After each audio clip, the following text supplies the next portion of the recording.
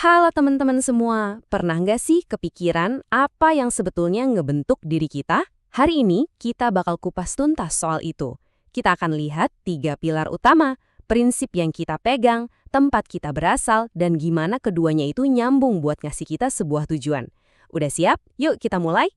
Nah, sebelum kita melangkah lebih jauh, aku mau kamu coba renungin pertanyaan ini sebentar. Apa sih fondasi kamu? Nilai-nilai apa yang bikin kamu tetap tegak berdiri waktu lagi ada masalah? Coba simpen dulu jawabannya di kepala ya, nanti kita bakal balik lagi ke sini. Oke, fondasi pertama yang mau kita bahas adalah soal keyakinan. Sering banget kita mikir kalau aturan itu kaku, berat, ya kan?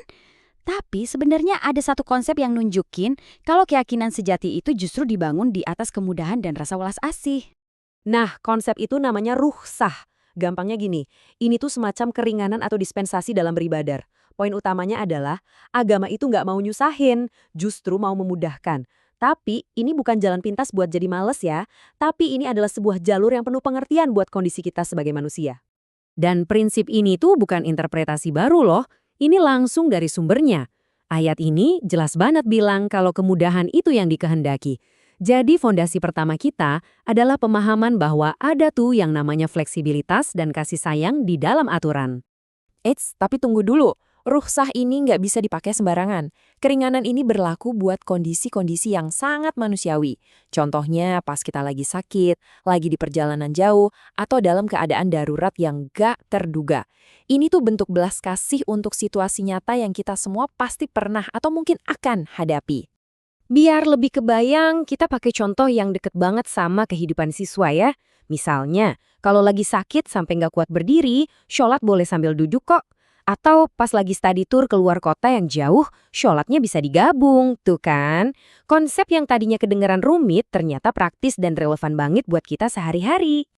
Oke, jadi kita udah punya kerangkanya nih, si rukhsah tadi, yang fleksibel dan penuh kasih. Sekarang kita butuh mesinnya kan? Apa sih yang jadi bahan bakar dari semua tindakan kita? Nah, ini semua datangnya dari hati. Komponen pertama mesin ini namanya ikhlas. Ini soal niat yang murni. Waktu kita ngelakuin sesuatu dengan ikhlas, kita melakukannya karena panggilan hati dan keyakinan, bukan karena pengen dilihat, dipuji, atau dapat tepuk tangan dari orang lain. Ini tentang kenapanya di balik setiap perbuatan kita. Komponen kedua itu syukur. Nah, kalau ikhlas itu soal niat kita waktu ngasih atau berbuat, syukur itu soal sikap kita waktu nerima. Ini adalah cara kita secara aktif mengakui dan menghargai semua berkah yang kita dapat, sekecil apapun itu. Jadi apa dong bedanya? Coba kita lihat tabel ini, biar jelas. Ikhlas itu fokusnya ke aksi kita. Niatnya harus lurus. Kalau syukur, fokusnya ke berkah yang kita terima. Respons kita penuh penghargaan. Dua-duanya ini kayak dua sisi mata uang yang sama. Hati yang nyambung ke sesuatu yang lebih besar dari diri kita sendiri. Terus, kenapa sih kita repot-repot mikirin ikhlas dan syukur? Oh, jangan salah, manfaatnya itu nyata banget. Hati yang tulus dan bersyukur itu bisa bikin batin kita jadi tenang, hidup lebih bahagia, dan ngejauhin kita dari sifat sombong. Ini bagus bukan cuma buat spiritual, tapi juga buat kesehatan mental dan hubungan kita sama orang lain. Oke, kita udah ngebangun fondasi internal dari prinsip-prinsip tadi. Tapi gimana caranya nilai-nilai kayak welas asih, niat tulus, dan rasa syukur ini bisa muncul dalam skala yang lebih gede? Yuk kita lihat gimana prinsip ini bisa membentuk sebuah komunitas. Kita ambil contoh satu daerah di Indonesia. Yuk kita jalan-jalan virtual ke Kabupaten Pulang Pisau di Kalimantan Tengah. Dengar namanya aja udah unik kan?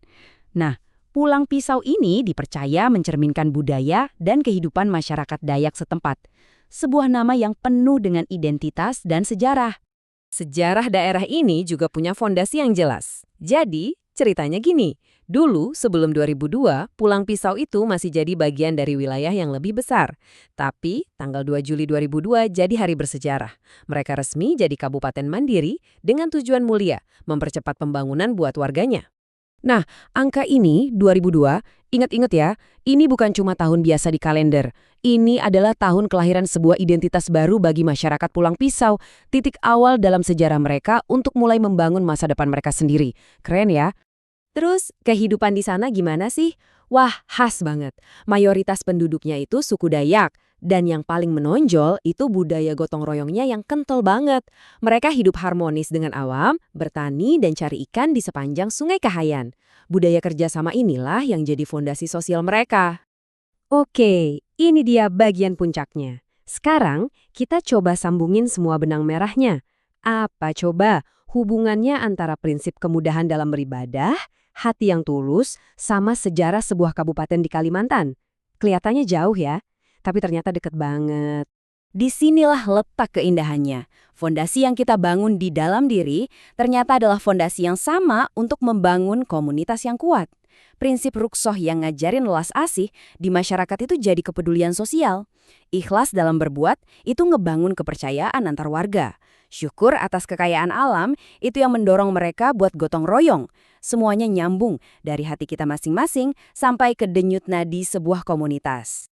Jadi, kita balik lagi ke pertanyaan di awal tadi, tapi sekarang dengan kacamata yang baru. Setelah lihat gimana prinsip di dalam diri dan sejarah di luar sana bisa menyatu, sekarang giliran kamu. Prinsip dan sejarah apa yang membentuk ceritamu?